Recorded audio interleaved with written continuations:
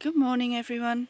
I'm here with my notes, and I thought I would do a little talk about what is meditation and why should we do it. I've written everything down here because there's quite a lot of information that I want to try and get across. I'm not going to get through 4 pages, that's how much I wrote this morning.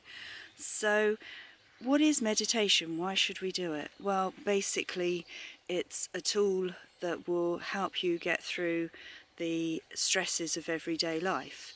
And if you can learn to control your mind early in the morning before you face the day and before things begin to crowd in on you, you can tap into that resource during a stressful moment, take a few deep breaths, reconnect with that quiet, still moment that you achieved before the day began, and hopefully you can pass through the rest of the day without having a complete meltdown.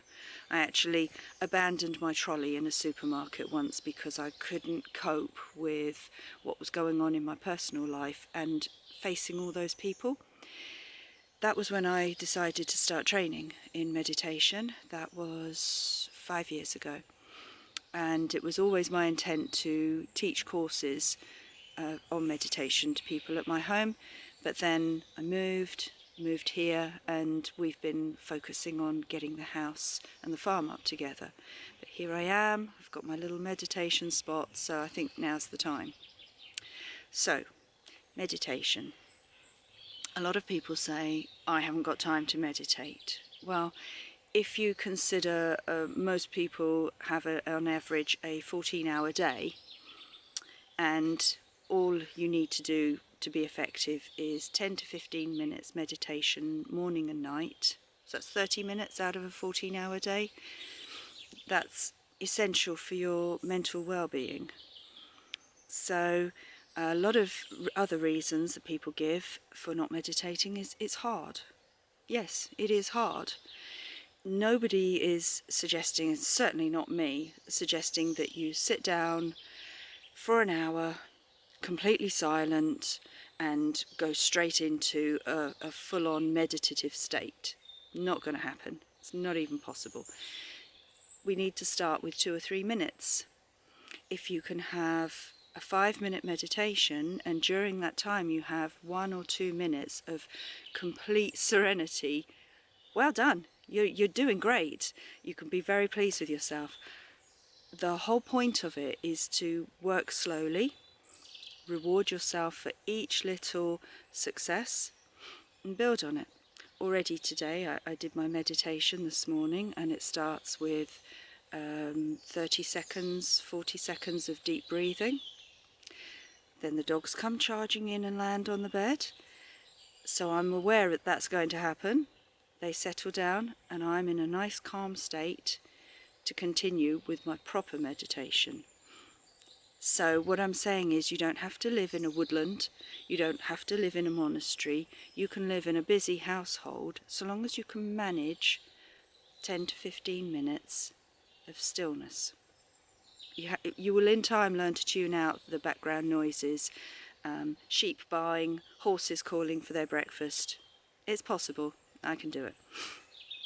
So, another thing is breathing. I want to talk about breathing. When we breathe, we like this, and our tummies go flat. That's how we breathe as adults. It's not filling up our lungs. When we meditate, we breathe and our tummies expand.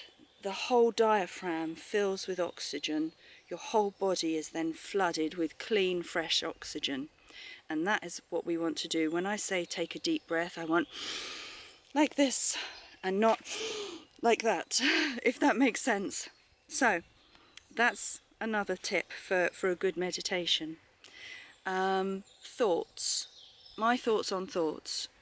They are there for a reason. So you're stilling your mind, you're calming yourself down, and you're trying to imagine those thoughts are just passing through.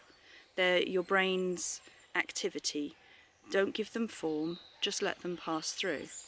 So a good technique for that is something that you can practice a couple of times a day, is imagine a window and it's raining outside, and each drop of rain hits the glass and rolls down, unformed, it just rolls down, and then another one follows and another one. So if you imagine those are your thoughts, you just let them roll on down.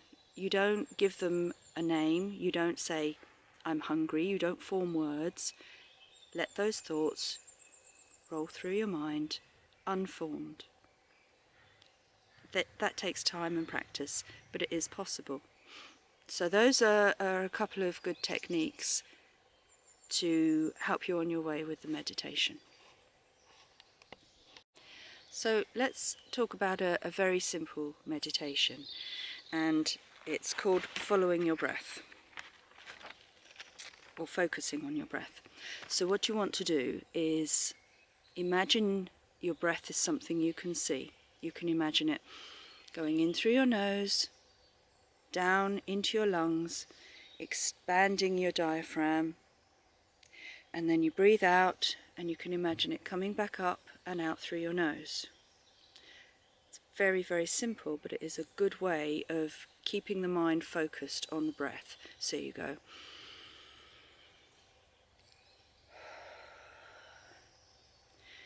If you want, you can just do that as a basic meditation. You can keep doing the deep breathing, but honestly, after about half a dozen breaths, you'll start to feel lightheaded. So what I do is I do 5 or 6 breaths. It gets me into that slow state, and it tells my body, I'm going to meditate. This is what to expect.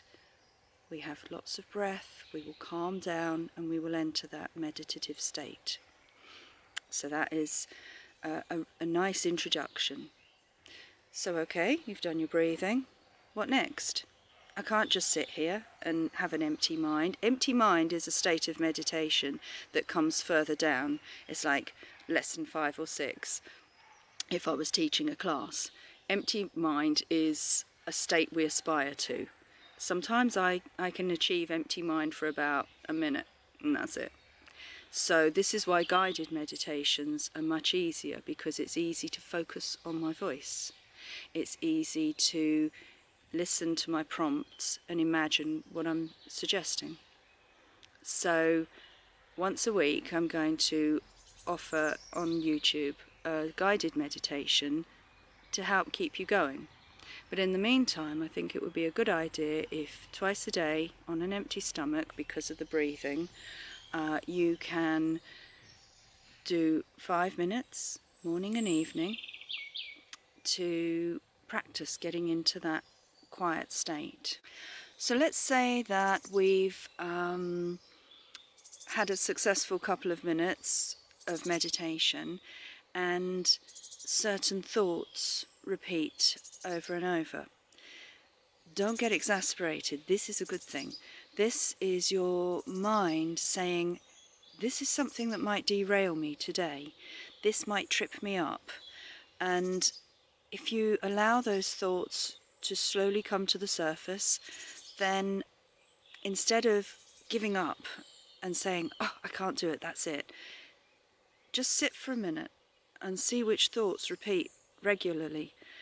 And it might not be what you're expecting. You might be having a bad time with a job, or at the moment we're all having a bad time with lockdown.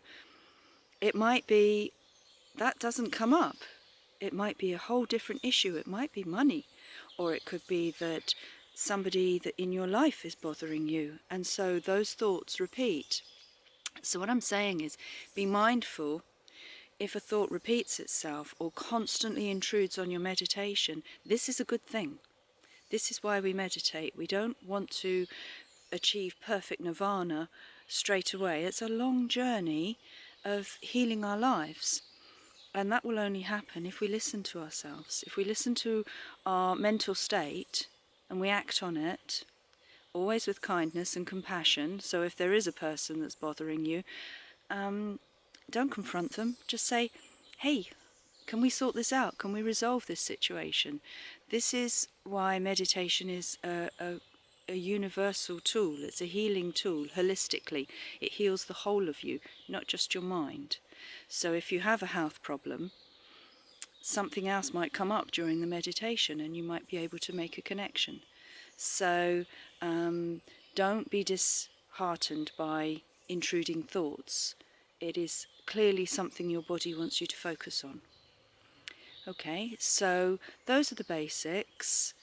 I'm pretty sure I've left a few things out, and there's quite a lot I need to come back to, but I think for an introduction, that's a good start. So how about we do a little guided meditation now?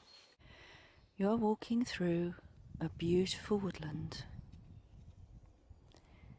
You can hear the wind in the trees, and the air is filled with birdsong. As you walk, you find yourself upon a path, small, secret little path that winds its way in between the trees. In time, you come to a tower, a large stone tower with a big wooden door that stands open. You go in, you feel perfectly safe as you climb the stairs that twist round and round the tower. At the top, you come to a large round room. To one side is a big open fire that fills the room with a beautiful warmth, a fragrant scent of apple wood. And beside this fire is a large soft chair.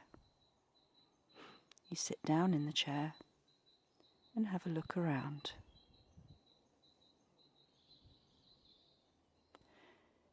Across from the fire is a window, a large window with small square panes of glass. Outside it's begun to rain, and the droplets patter against the glass, rolling slowly down like thoughts tumbling from your mind. You let those thoughts drift by. They just roll away out of your mind, and you feel completely at peace.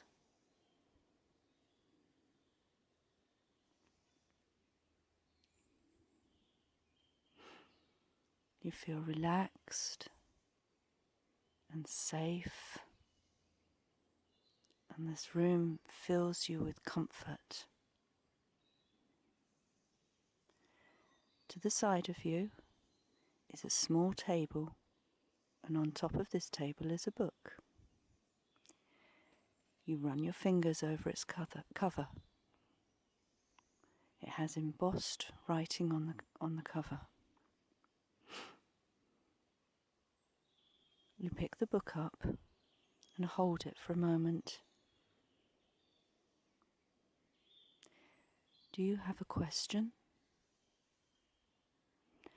Is something bothering you that you need an answer to?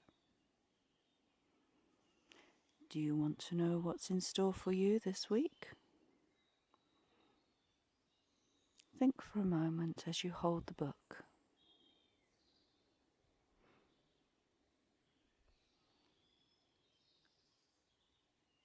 If you have no question, that is fine. You can return the book to its table.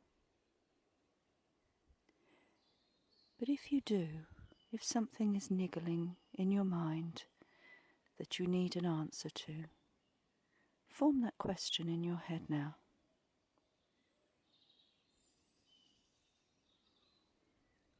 Let the book fall open and look down.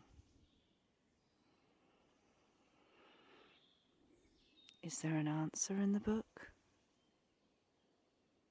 Perhaps a picture?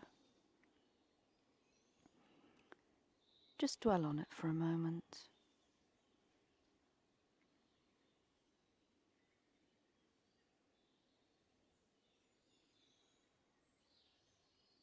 When you're ready, close the book and return it to its table.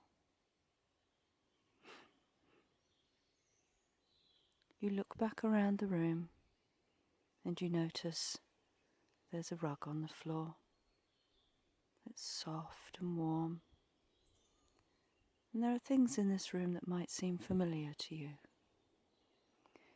This is your room, your safe haven, your safe tower, where you can visit any time you need to escape from the outside world. Just take a minute or two to look around and notice what is in the room. Are there things of yours? Are there things you would like to have in a room like this?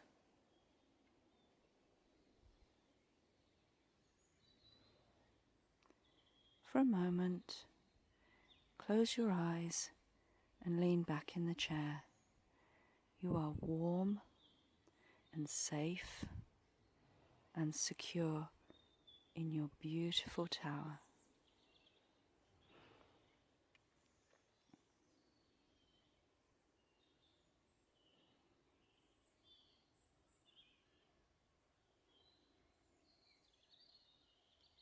The rain has stopped outside and the birds are singing.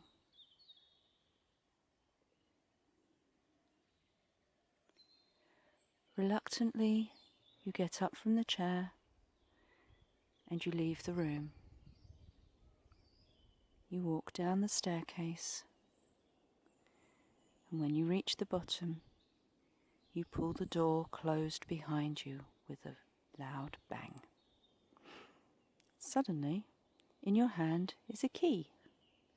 This is your key to your tower that you can visit whenever you need to. Lock the door securely, and you turn and retrace your steps back through the forest and back to your own world.